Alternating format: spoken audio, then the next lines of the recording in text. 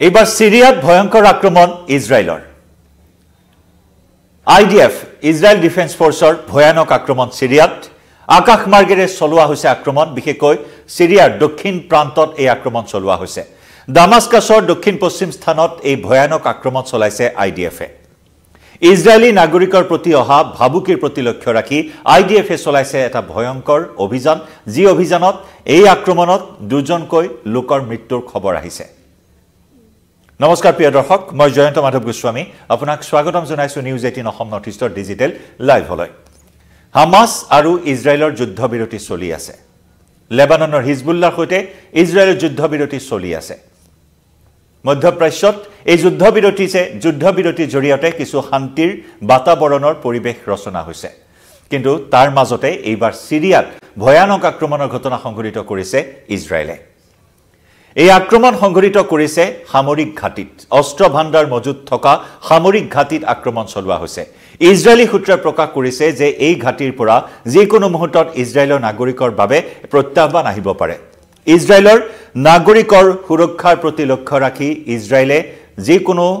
আক্ৰমণ বা যিকোনো প্ৰত্যাহ্বান ৰোধ কৰিবলৈ বদ্ধপৰিকৰ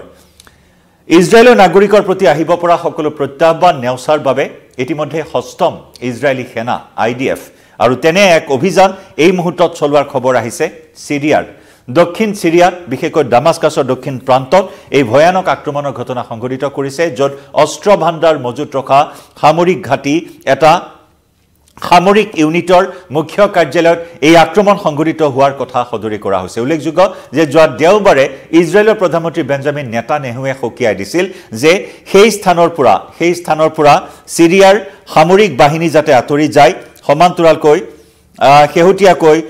ডিসেম্বৰ মাহত বাছাৰ আল আসাদৰ চৰকাৰ পতন হোৱাৰ পিছত HTS সংগঠন এটা নতুন সিৰিয়াৰ সেনা বাহিনী এই সেনা বাহিনীটো এটা টহল দিছিল বা সেনা মোতায়েন কৰিছিল আৰু সেই সেনা মোতায়েন কৰাৰ পাছতে ইজৰাইলৰ প্ৰধানমন্ত্ৰী বেঞ্জামিন নেতানেহুৱে সকীয়াই দিছিল তাৰ পৰা সেনা প্ৰত্যাহাৰ কৰিবৰ বাবে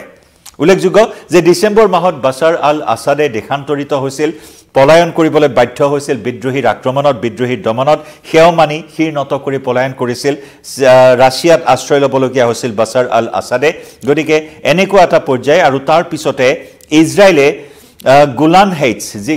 হেইটছ য'ত ইজৰাইল আৰু সিৰিয়াৰ বাহিনীক পৃথক কৰা ৰাষ্ট্ৰসংঘৰ নিৰীক্ষণত থকা এটা বাফাৰ জোন আৰু সেই বাফাৰ জোনত সৈন্য নিয়োগ কৰা হৈছিল ইয়াতেই ক্ষুণ্ণ হৈ পৰে ইজৰাইল আৰু তাৰ বাবে সেই ঘাটিত এটা সামৰিক ইউনিটৰ মুখ্য কাৰ্যালয়ত এই আক্ৰমণৰ ঘটনা সংঘটিত হৈছে য'ত দুজন লোকৰ মৃত্যু হোৱাৰ কথা সদৰি কৰিছে হিউম্যান ৰাইটছৰ তৰফৰ পৰা অৱশ্যে সেয়া সামৰিক নে অসামৰিক লোকৰ মৃত্যু হৈছে সেয়া অৱশ্যে এতিয়াও স্পষ্ট কৰা নাই যেটো বাফাৰ জোন ৰাষ্ট্ৰসংঘৰ নিৰীক্ষণত থকা বাফাৰ জোন গোলান হেইটছত থকা এই বাফাৰ জোনত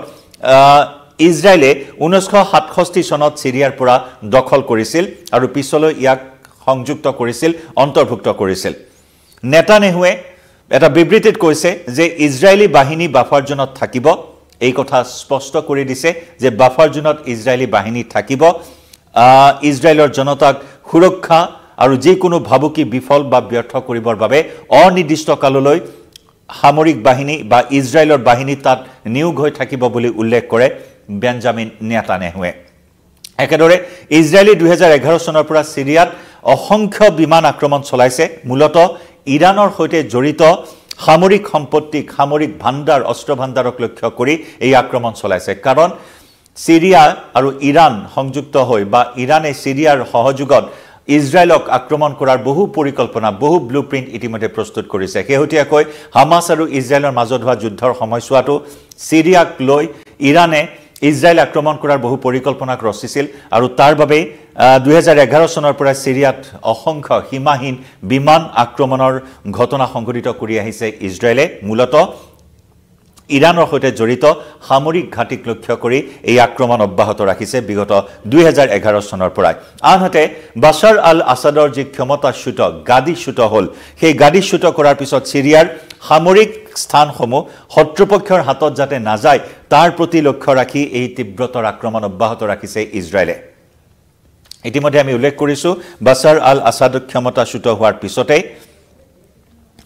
দামাস্কাছৰ দক্ষিণ অঞ্চলত ইছলামিক গোট হায়াত তাহৰিৰ আল শাম অৰ্থাৎ STS বা নতুনকৈ গঠন হোৱা সিৰিয়াৰ সেনা বাহিনীয়ে তাত টহল দিয়াৰ তথ্য প্ৰকাশ কৰিছিল আৰু সেইভাবে টাৰ্গেট কৰি লোৱা হৈছিল আৰু হকিয়াই দিয়া হৈছিল যাতে দামাস্কাছৰ দক্ষিণ অঞ্চলত ইছলামিক গোট হায়াত তাহৰিৰ আল শামে তাত যাতে দখল দিয়াৰ চেষ্টা নকৰে তাৰ প্ৰতি হকিয়াই দিছিল বেঞ্জামিন নেতান্যাহুৱে আনহাতে সেই স্থানসমূহ সেই সামৰিক স্থানসমূহ আসাদৰ ক্ষমতাচ্যুত হোৱাৰ পিছত সিৰিয়াৰ সামৰিক স্থানসমূহ যাতে শত্ৰুপক্ষৰ হাতলৈ নাযায় সেই সামৰিক ভাণ্ডাৰ যাতে শত্ৰুপক্ষই দখল কৰিব নোৱাৰে তাৰ বাবে ইজৰাইলে এই আক্ৰমণ তীব্ৰতৰ কৰি তুলিছে সিৰিয়াত ইয়াৰ পূৰ্বে